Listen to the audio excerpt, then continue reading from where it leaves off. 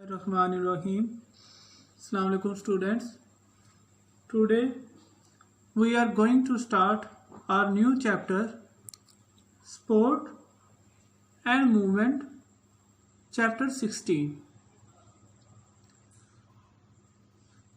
Today we will discuss its first topic, sport in plants.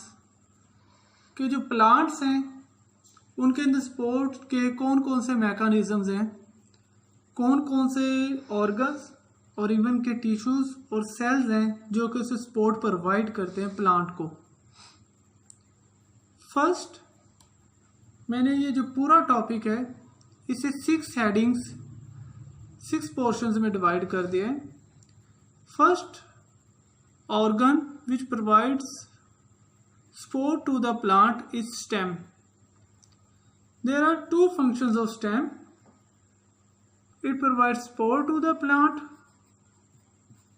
Second, it also acts as a supply line between the root and the aerial parts of the plant.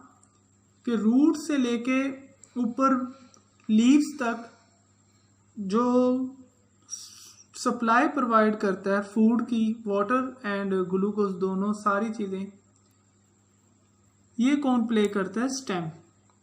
और main function इसका दूसरा है support provide करना। Secondly, in the stem the function of support is shared among several types of cells. कि stem overall function provide करती है support वाला, लेकिन उसके अंदर आगे डिवीजन ऑफ लेयर है।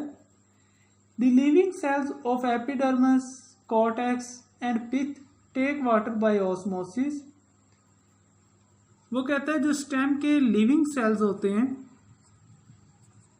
वो क्या करते हैं? ऑस्मोसिस के थ्रू वाटर टेकअप करते हैं, osmosis, and develop a hydrostatic pressure. और सेल के इंटरनल एक हाइड्रोस्टेटिक प्रेशर डेवलप करते हैं जिसे हम क्या कहते हैं? Turgor pressure. Turgor pressure is that pressure that internal water exerts on the wall of cell. कि जो इंटरनल वाटर जो है वो सेल्स की वॉल के ऊपर एक्सर्ट करता है, उस प्रेशर को हम क्या कहते हैं? Turgor pressure. Turgor pressure provide rigidity to the cell. Turgor pressure cell को रिजिड बनाता है, फर्म बनाता है, उसे स्ट्रेंथन करता है। तो टर्गर प्रेशर कौन से सेल्स के अंदर सपोर्ट का रोल प्ले करता है? लिविंग सेल्स के अंदर, जो कि काफ़ी नरम होते हैं नॉन लिविंग सेल्स की निस्बत। Second, role of tonoplast. Tonoplast को पहले तो डिफाइन कर लें। Tonoplast is the membrane of vacuole. You have already studied it in chapter number 4 part 1. Vacuole की जो मेम्ब्रेन होती है उसे हम क्या कहते हैं? टोनोप्लास्ट। वो कहता है high osmotic pressure of vacuole also play role in generation of turgor pressure of cell. कि सेल का जो मेजर पार्ट है वो किसने घेरा होता है? वैक्यूल ने। तो वैक्यूल ही वो ऑर्गन है, ऑर्गेनेली है सॉरी, जिसके अंदर वाटर इंटर होता है और वो ओवरऑल सेल को क्या करता है? सपोर्ट प्रोवाइड करता है। इस वैक्यूल के अंदर जो उसकी टोनोप्लास्ट मेम्ब्रेन है इसका बहुत अहम रोल है। टोनोप्लास्ट ज़्यादातर in most cases active transport का मैकेनिज्म अप्लाई करती है। किसका? एक्टिव ट्रांसपोर्ट का। और ये अपने अंदर क्या करती है?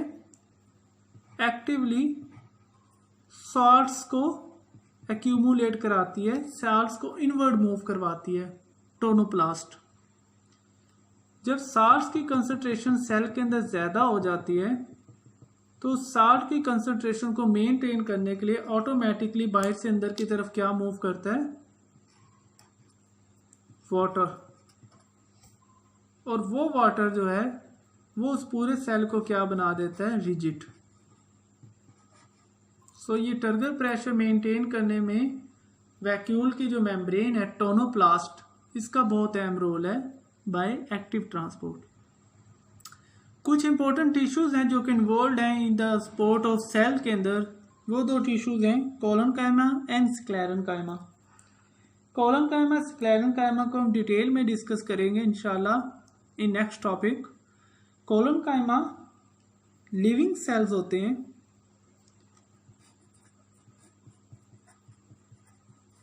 इसी तरह स्क्लेरेनकाइमा नॉन लिविंग सेल्स होते हैं। कोलोनकाइमा यंग प्लांट्स के जो ऑर्गन होते हैं या यंग प्लांट्स होते हैं उन्हें सपोर्ट प्रोवाइड करते हैं, और स्क्लेरेनकाइमा ओल्डर प्लांट्स को या बड़े ट्रीज को सपोर्ट प्रोवाइड करते हैं।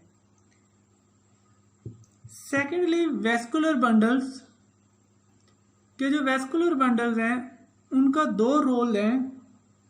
First, it act as a water supply line, कि ये क्या प्रोवाइड करता है, वाटर सप्लाई करता है टू द प्लांट। सेकंड, जो सपोर्ट के अंदर इसका रोल है, it also act as a steel rod. ये स्टेम के अंदर किसके तौर पे एक्ट करता है, steel rod, like the steel in the concrete. So vascular bundles arrange in a ring within the stem and provides very effective resistance to wind stress and weight bearing ability। एक तो जो wind stress है जो कि terrestrial plant को बहुत ज़्यादा face करनी पड़ती है, और दूसरा उनका जो अपना वेट होता है फ्रूट का, ब्रांचेस का, उन सारी चीज़ों को बेयर करने के लिए वेस्कुलर बंडल्स बहुत अहम रोल प्ले करते हैं इन स्टेम। सिक्स्थ जो हमारे पास है वो है bundle cap in stem of some plants. ये सिर्फ कुछ प्लांट्स के अंदर है।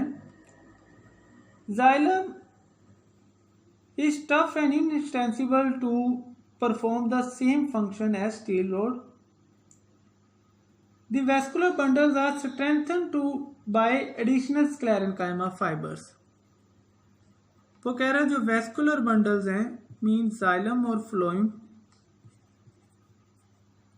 उन वेस्कुलर बंडल्स को एडिशनल स्क्लेरेनकाइमा सेल्स ने बाहर से कवर किया होता है। Let's say this is a vascular bundle, उसे बाहर से किसने कवर किया हुआ है, एडिशनल स्क्लेरेनकाइमा सेल्स ने।